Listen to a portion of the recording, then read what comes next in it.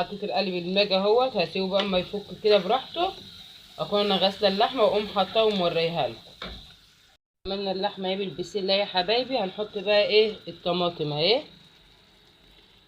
ونسيبها تتسبك شويه. وبعد كده قبل ما ايه تتسبك بشويه اقوم حاطه لها ايه، حاطه فلفل اسمر تاني اهو. وما تتسبك بقى هزودها شويه ميه واوريها لكم.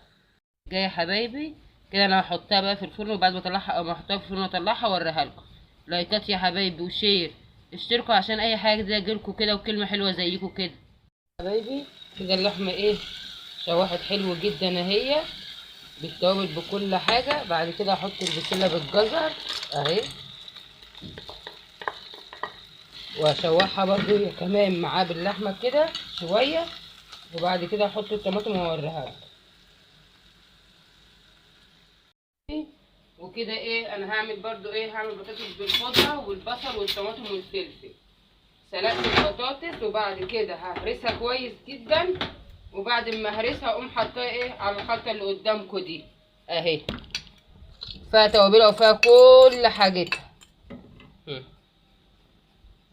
طيب كده انا هحط اللحمه المفرومه اهي، غسلتها حلو احطها اهي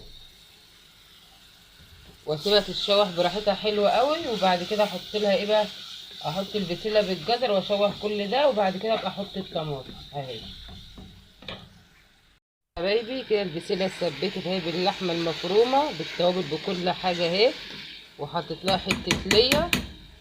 بعد كده بقى ايه هزودها برضو شويه ميه صغيرين خالص مش كتير بس كده، واسيبها بقى ايه تستوي. بعد كده ممكن ايه احط لها سكر. في ناس بتحط لها سكر وفي ناس ما بتحبهاش بالسكر.